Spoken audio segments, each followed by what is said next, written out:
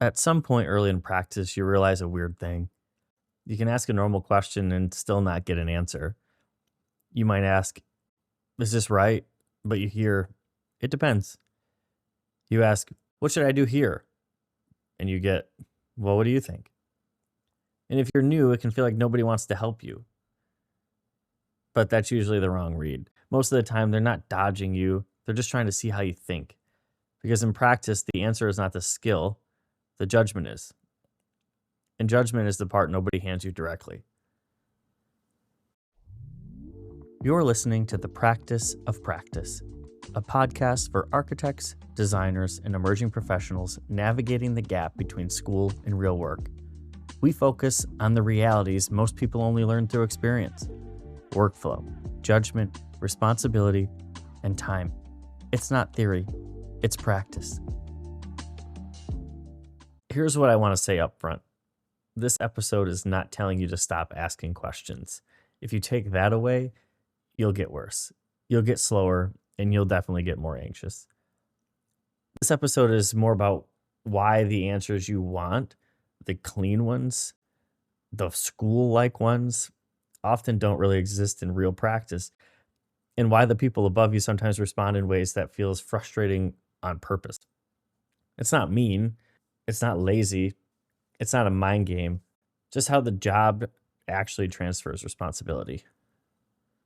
The first misunderstanding here is that school teaches you that the world rewards correctness.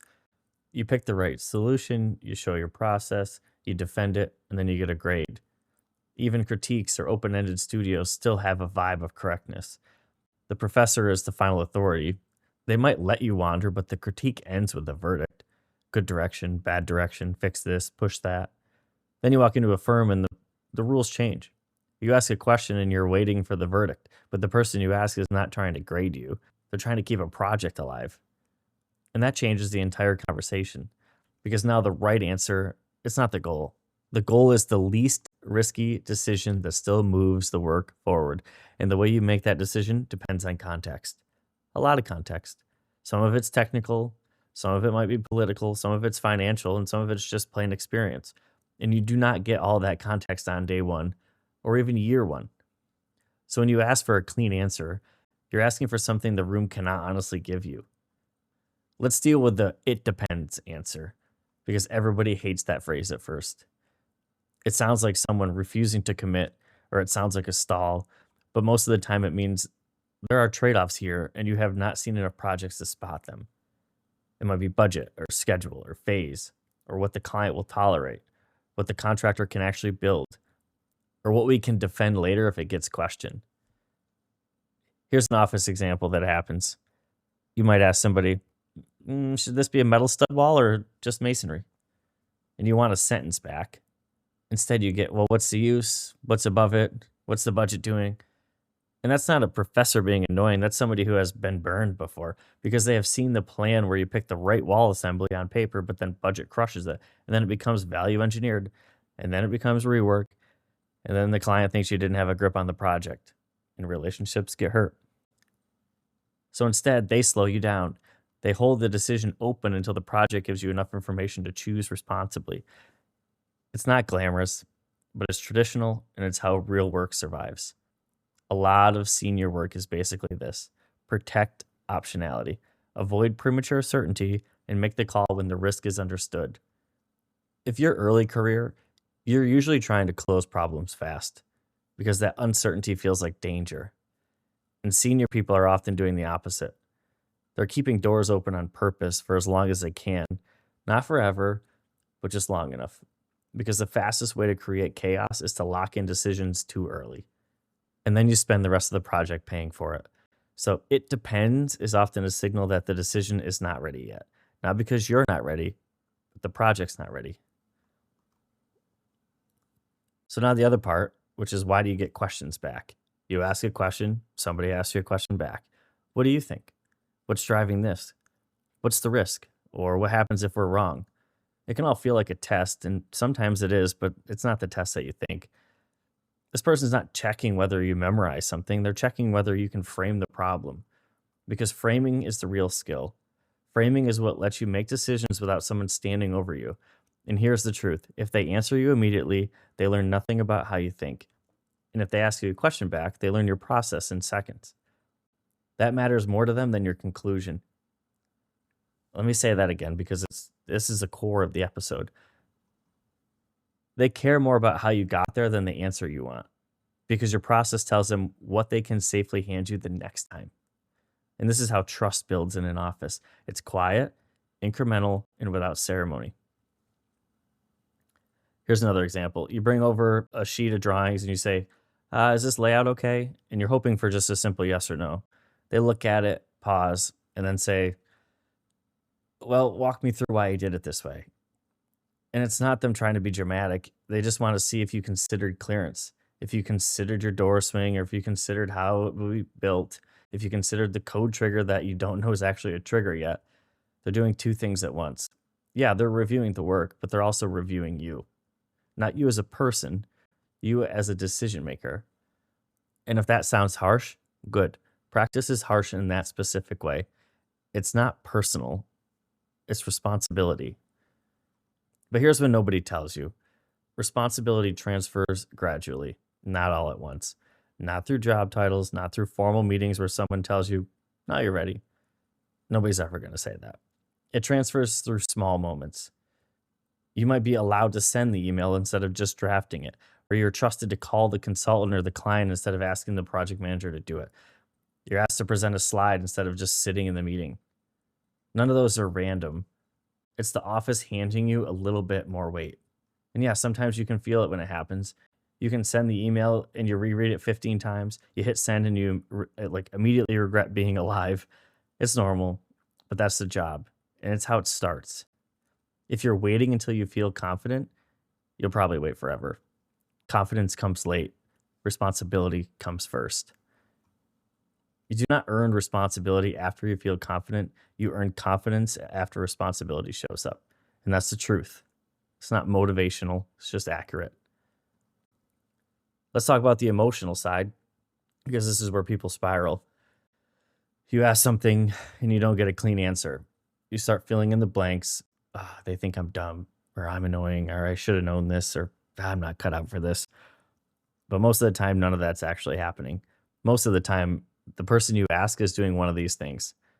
They're either busy and they can't safely make a call in just a few seconds or a few moments, or they're trying to keep you thinking instead of rescuing you, or they just trust your baseline and they're not trying to hover. We talked about this, and earlier in your career, silence feels like neglect because you still want validation. Later on, you realize the silence often means confidence. They're letting you do the work. Not because they don't care, because they do. If they truly didn't care, they wouldn't ask you any questions back. They probably wouldn't even engage at all. That's what disinterest looks like. No attention, no follow-up, no investment. Questions back are attention. It's mentorship in the most annoying form. Here's another hard truth. If someone always gives you the answer, you just learn the answer.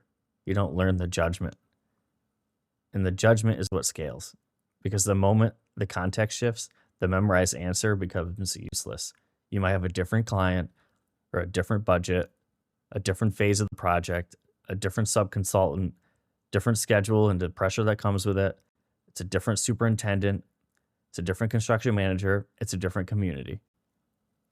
This is why you can't build a career by collecting answers. You need a way of thinking that adapts. And this is where some people get stuck. They become excellent at asking questions, but not making calls. So they keep waiting.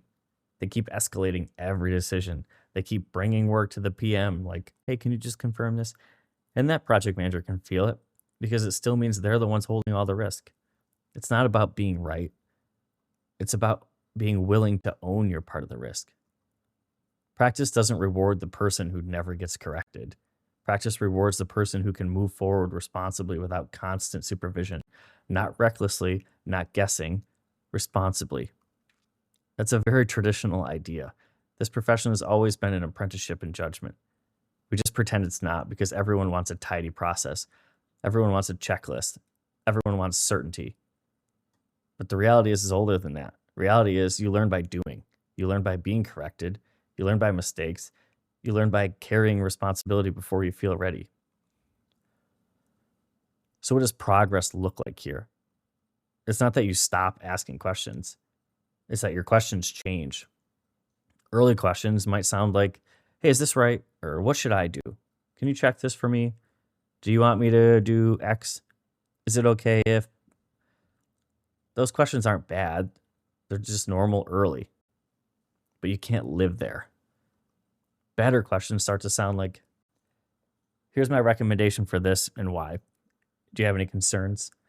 Or I see two options. I'm leaning towards this one because of X, but the risk is Y. I checked these three things. Here's the part I'm least sure about.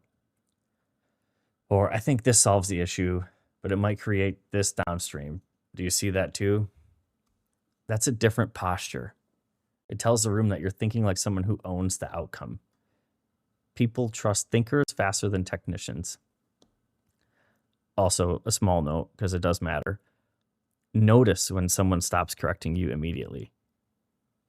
At first, it feels scary. You think you're being set up or something. But a lot of time, it means your baseline is trusted. They're no longer worried about the fundamentals. They're watching the nuance. Corrections become less frequent and feedback becomes more strategic. The stakes get higher. It does not feel like progress, but it is. Let me give you a few small examples because this is where it becomes real. First one here, you might draft an RFI response. You send it to the project manager and you ask, hey, is this okay? But the PM comes back with, what are we trying to accomplish with this response? Which is a question back. And they're not talking about grammar. They're asking about the risk. They're asking if you understand that an RFI response is not just a technical answer. It becomes part of the record. It becomes part of the story. It can shift scope, schedule, cost, and liability. So that project manager wants to know if you understand what you're actually doing. Another one might be you're laying out a reflected ceiling plan and you ask, hey, we're doing the grid. Should we align these fixtures with the grid or with the furniture?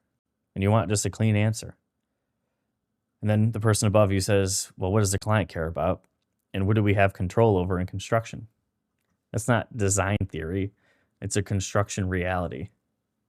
A grid alignment might look clean on paper, but fall apart in the field if the ceiling is a mess. Furniture alignment might be pointless if furniture is not in the scope or if the owner changes it midway through. So the question back is about what we can actually deliver. If you're doing construction admin and you ask, do we approve this submittal with comments or just reject it outright? You want a rule. And the experienced person is going to say, well, how late are they? And how hard are they going to fight this? And that's practice. That's not what they teach you in school. This is a person who knows that the same technical decision can have different outcomes depending on timing and relationships. So again, it depends. Here's the real reason this stage is frustrating. You're still thinking that your job is to produce the work, but your job is also to make decisions. And that's the shift. School is output. Practice is output plus judgment. And judgment is built indirectly. It's built through questions back, through pauses, through letting you hold uncertainty. That's why it can feel like nobody's helping you, but they are. They're teaching you to carry weight. So what do you do the next time you need help? You still ask. You just stop asking empty questions. You bring a position.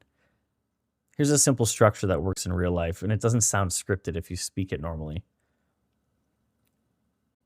Here's what I'm trying to solve. Here are the constraints I see. Here's my recommendation.